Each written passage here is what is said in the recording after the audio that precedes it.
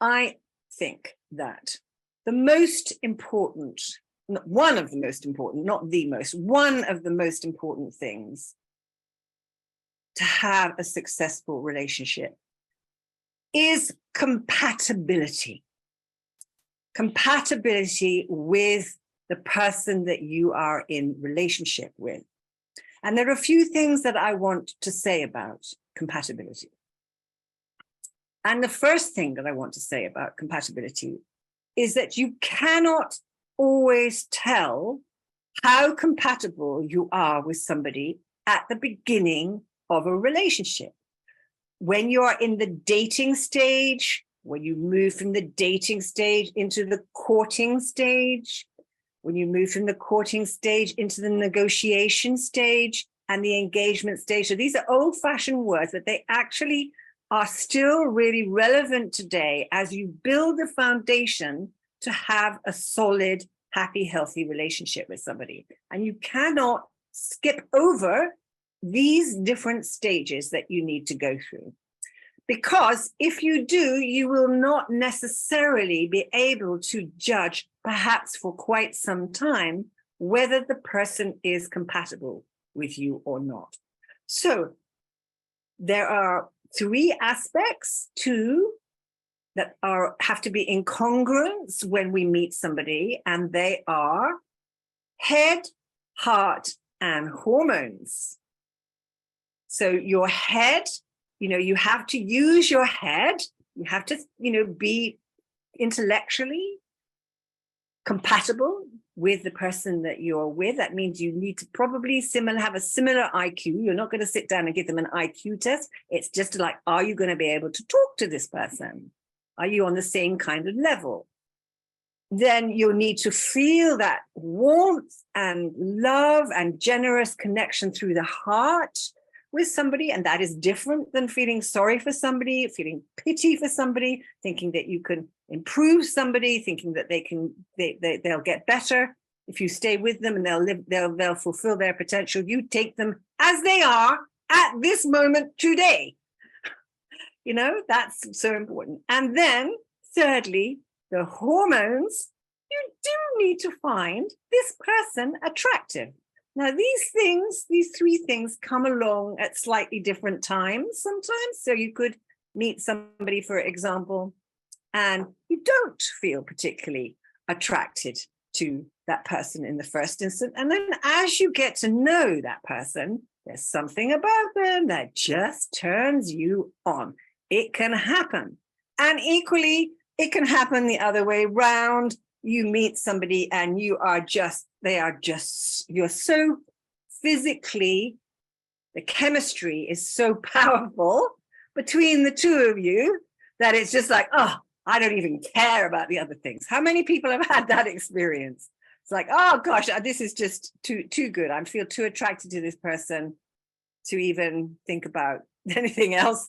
I'm going to just throw it all to the wind, and that's, friends, a bit like playing the lottery, a bit like Russian roulette, you have no idea. And, you can take it on different levels that, like, okay, it can be great and it can be wonderful and good fun and all that. But if you are seriously looking for a relationship and you want that relationship to come quickly, then if you get involved with somebody because you're physically attracted to them, but you're not also compatible in the ways that I'm describing, then you're going to have problems. And for women particularly, I actually do a whole webinar and a whole part of my course is about the oxytocin that is released when we get physically bonded with somebody. And it is a very, very powerful drug. And it doesn't matter what age you are either. It's amazing, this stuff. It still seems to fire oxytocin, all the hormones get going.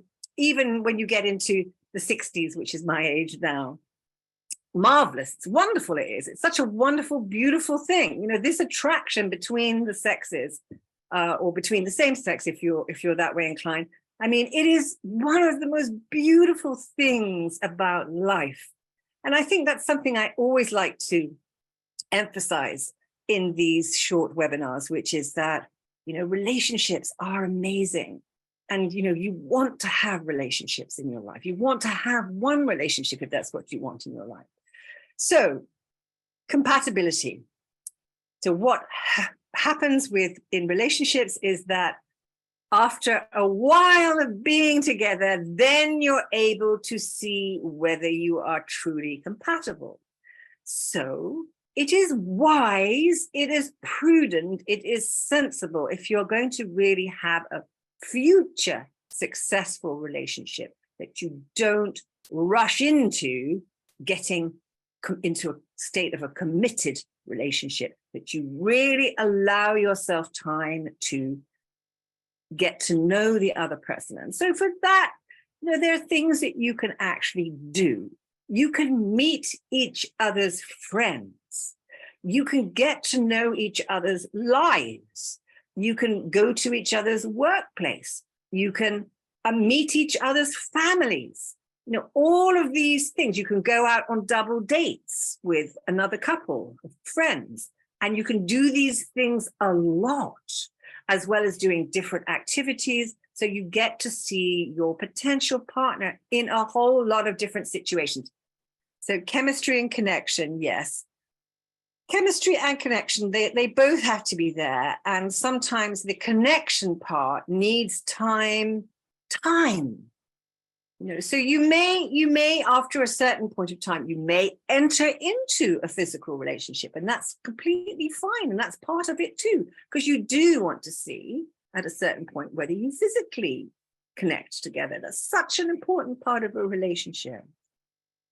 So then you're going to need to adjust to that, and you're going to still need more time to see what happens when you get to that physical connection time, because that does then change things dramatically, and it brings the levels of intimacy. It's not called intimacy for nothing. You know, the level of intimacy is very, very great when we enter into a physical relationship with somebody. And so it's really important to take your time and really get to know that person well.